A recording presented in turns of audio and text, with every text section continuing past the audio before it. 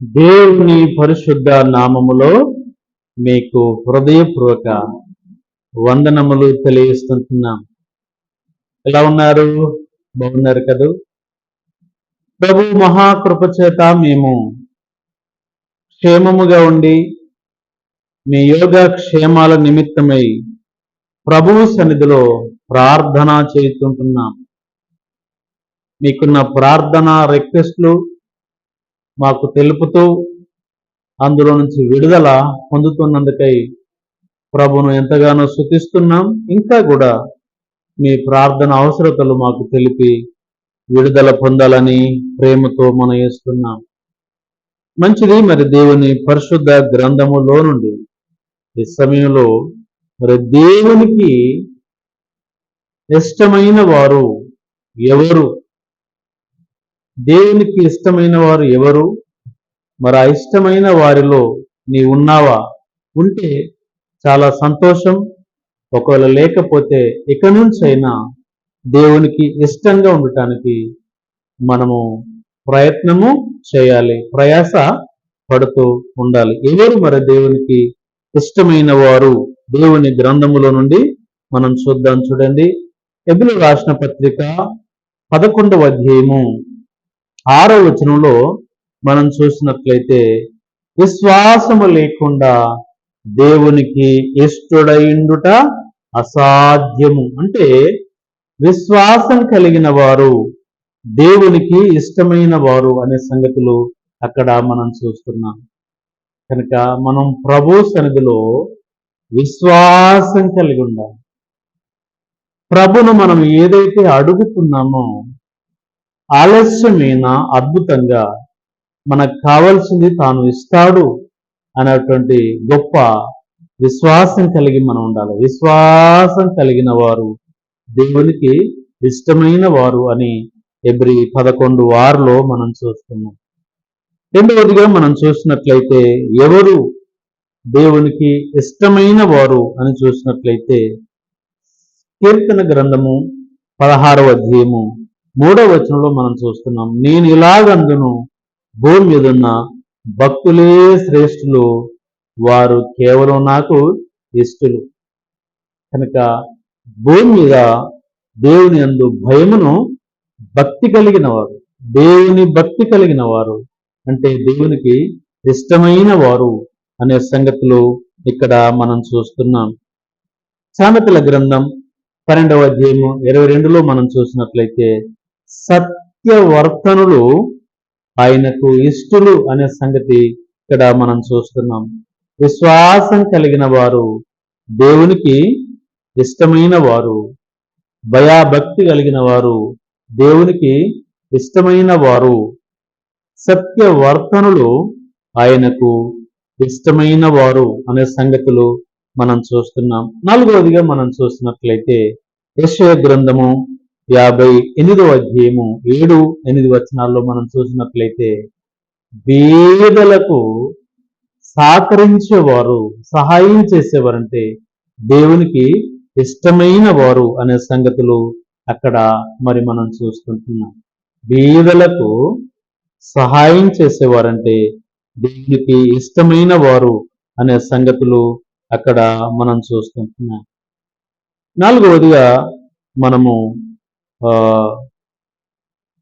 గమనించాం. 5వదిగా మనం గమనించినట్లయితే మరి దేవుని పైన ఆధారపడువారు ఆయనకు ఇష్టలు అనే సంగతులు మత్తయి సువార్త 8వ అధ్యాయము 1-2 వచనాల్లో మనం చూస్తున్నాం.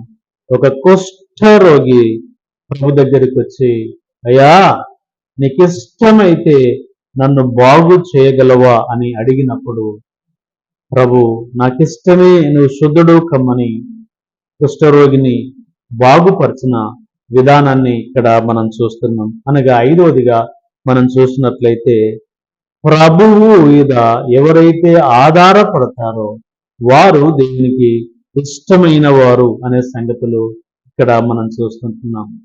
కనుక ఎవరు దేవునికి ఇష్టమైన వారంటే విశ్వాసం కలిగిన వారు దేవునికి ఇష్టమైన వారు, భక్తి కలిగిన వారు ఇష్టమైన వారు, సత్యవర్తనులు ఇష్టమైన వారు, బీదలకు సహకరించేవారు, ఇష్టమైన వారు. ఐదవదిగా మనం చూసినట్లయితే మనకున్న నీడ్స్, మనకున్న అక్కర్లు బట్టి ప్రభువు మీద ఎవరైతే ఆధారపడతారో వారే దేవునికి ఇష్టమైన వారు అనే సంగతులు ఇక్కడ మనం చూస్తున్నాం. అలాగైతే మనము విశ్వాసం కలిగి ఉందాం, మనము భక్తి కలిగి ఉందాం, మనము సత్యం కలిగి ఉందాం, మనము చేతనైన సహాయము బీదలకు చేద్దాం. మనకున్న ప్రతి అవసరాన్ని బట్టి దేవుని మీద ఆధారపడదాం, దేవునికి ఇష్టంగా ఉందాం. ఆయనకి ఇష్టమైన ప్రజలకు భూమి మీద సమాధానం కలుగును, శాంతి కలుగునని లూకా సువార్త 2వ అధ్యాయము 14వ వచనంలో ఆ మాట మనం చూస్తున్నాం. మాత్రమే కాకుండా ఆయనకి ఇష్టమైన వారికి దేవుడు సహాయం చేస్తాడు, ప్రొటెక్షన్ ఇస్తాడు, భద్రత కలిగిస్తాడు.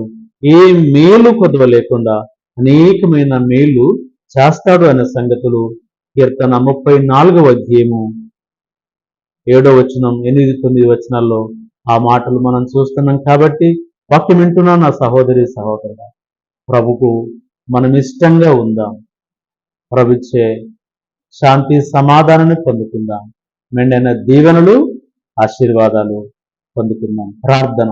జీవం కలిగిన మా తండ్రి, స్తోత్రాలు చెల్లిస్తున్నాం. ఎన్నా నేడు నిరంతరం ఏకరీతిగా ఉన్నారు గొప్ప తండ్రి, స్తోత్రాలు. మీకు ఇష్టమైన ప్రజల కొరకు మీరు వేచి చూస్తున్నారు తండ్రి. మీకు ఇష్టంగా ఉండాలంటే అదిగో మరి మా ప్రభువా, మేము విశ్వాసం కలిగి ఉండాలి. మీకు ఇష్టంగా ఉండాలంటే మేము భక్తి కలిగి ఉండాలి. మీకు ఇష్టంగా ఉండాలంటే సత్యం కలిగి ఉండాలి. మీకు ఇష్టంగా ఉండాలంటే బీదలకు చేతనైన సహకారం మేము అందించాలి. మీకు ఇష్టంగా మేము ఉండాలంటే ప్రతి అవసరం కొరకు మీ పైన మేము ఆధారపడుతూ ఉండాలి. అప్పుడు మాకు భూమి మీద సమాధానమును, శాంతిని కలిగిస్తారు. మాత్రమే కాకుండా సకల మేళ్ళు మాకు అనుగ్రహిస్తారని మీరు మాట్లాడిన లేఖనాల కొరకే స్తోత్రాలు. వాక్యం వింటున్న నీ బిడ్డలు ఇంతవరకు మీకు ఇష్టంగా లేరా? దయతో ఇక నుంచి అయినా మీకు ఇష్టంగా ఉండి మీరిచ్చే శాంతి సమాధానమును, మెండైన దీవెనలు, ఆశీర్వాదాలు పొందుకోవటానికి సహాయం చూపండి. ఈ వాక్యం వింటున్న నీ బిడ్డలు ఎవరైనా అనారోగ్య పరిస్థితులు ఉన్నట్లయితే అయ్యా ముట్టండి, మంచి ఆరోగ్యాన్ని ఇచ్చి మహిమ, ఘనత, ప్రభావాలు పొందుకోమని నమ్మకమైన యేసు ప్రభు శక్తి కలిగిన నామమును వేడుకొనుచుంటున్నాము తండ్రి. Amen. Thank you. God bless you.